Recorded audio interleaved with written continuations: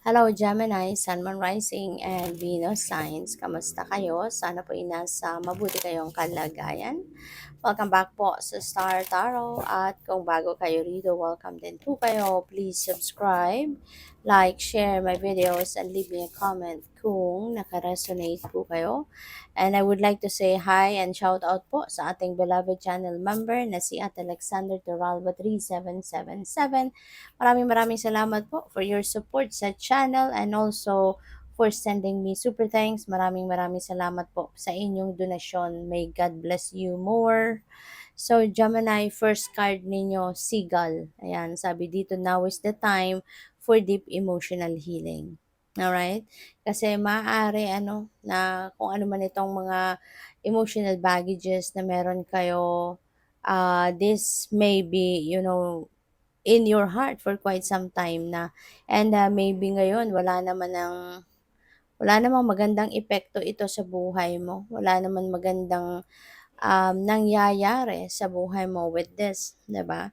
Kaya it's better, no? It's better if you'd rather release it, no? I-let go mo na kung ano man ang mga iyan na nagpapahirap sa iyo, nagpapabigat ng inyong damdamin, nagpapasikip ng inyong dibdib, 'di ba? It's time for deep emotional healing at para na makapag-move on ka na sa buhay at makapagsimula ka na ng bagong makapagsimula ka na ng bagong sitwasyon, no, sa buhay mo na mas mabuti, mas maganda at mas maayos. Alright? So, we also have the energy of the mouse. Sabi dito, you're overlooking some important details. Alright? You're overlooking some important details. So, pay closer attention to what's going on. Alright? Para na, lalo-lalo na kung meron kang mga desisyon na kailangan gawin. 'Di ba? Maging maingat tayo, no, sa pagdedesisyon kasi merong mga bagay na kapag na-overlook natin tapos nakita natin tapos na tayo magdesisyon, nasabi na natin sa ibang tao kung ano yung final say natin, there are circumstances like that na hindi na natin pwedeng baguhin yon, hindi na natin pwedeng bawiin yon, 'di ba? Kaya it's important to pay closer attention, no, sa lahat muna na nangyayari before you decide, before you take action on that, no. Tignan muna ninyong mabuti ang lahat ng iyong sitwasyon here and there. All right? So we also have Tiger. You're being called upon to provide leadership.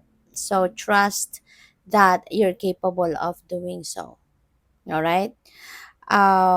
So siguro Gemini, ang iba sa inyo dito, baka mayroong promotion, na mangyayari. Maybe you will be promoted to a leadership role. Maaari na ang iba sa inyo rito is going to be, um, you're going to be promoted to be a manager, 'di ba? Pwedeng ikaw ay magiging manager na, pwedeng ikaw ay pupuwedeng ikaw ay magiging manager, pupuwedeng ikaw ay magiging, anong tawag dito, supervisor, mga ganyan. So, 'wag kang magdalawang isip doon sa kakayanan mo, or 'wag mong pagdudahan yung kakayanan mo, should I say.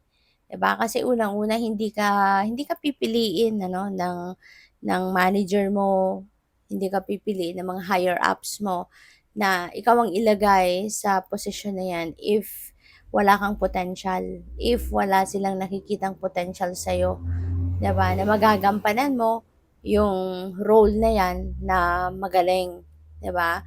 Kaya don't doubt yourself, okay? Huwag mong pagdudahan ang inyong sarili. Bagkus, you need to trust, 'di ba, that you are capable of performing the job, 'di ba? Kasi kaya sa'yo yung binigay dahil alam nila na capable ka. Alright? So, tingnan natin kung ano pa ang ganap. And by the way, maraming salamat for subscribing. And if you haven't subscribed yet, subscribe na kayo. And also, maraming salamat din for not skipping the ads. Malaking bagay po yan sa akin. And also, please click the join button sa baba ng video kung gusto po ninyo na mag-join kayo sa membership. Okay?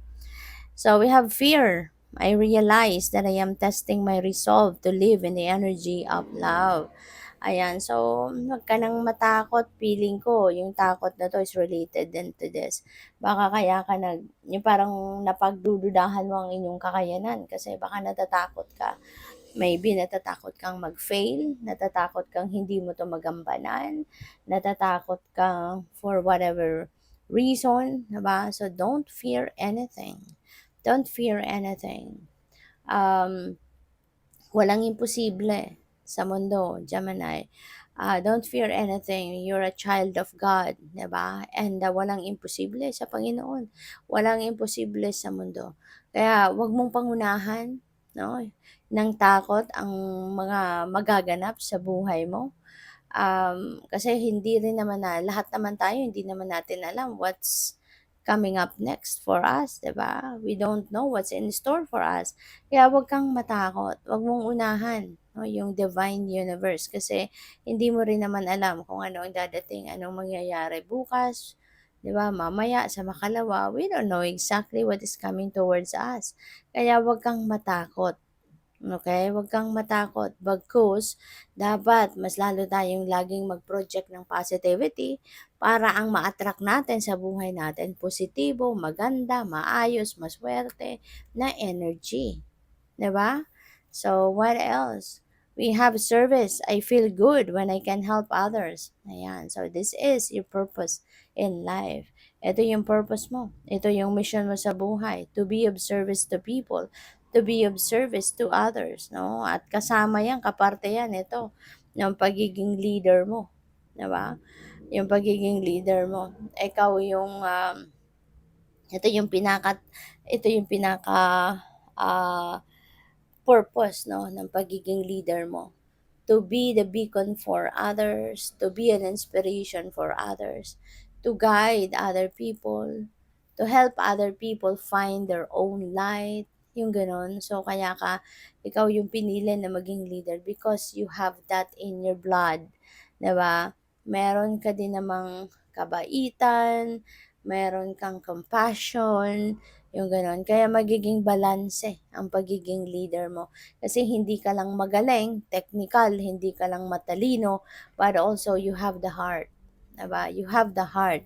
You have a good heart. No? Kaya ka pinili ng universe.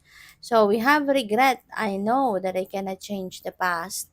Mabuting realization yan, magandang realization yan, na kahit anuman ang pagsisisi na maaaring maramdaman mo, 'di ba? May mga what if ka, 'di ba? Wala naman din mangyayari, 'di ba? Wala namang mababago kasi tapos na 'yun eh, nakaraan na 'yun. So, wala ka ng kahit magsisi ka pa, mag-regret ka pa, you can't do anything about it anymore because it happened already. So, it is a good realization for you, 'di ba? Na you cannot change the past anymore. Kaya, anong kailangan gawin? Just focus on the now, just focus on the present, 'di ba? And dito kasi meron kang magagawa, 'di ba? Hindi mo na maibabalik kung anong nakaraan, kung anong tapos na, hindi mo na yun maibabalik pa. Pero meron kang magagawa para mabago siguro ang resulta nito. Meron kang magagawang adjustment sa ngayon, no, sa buhay mo. Kaya, good luck sa'yo. Thank you for watching. Love and light. Namaste.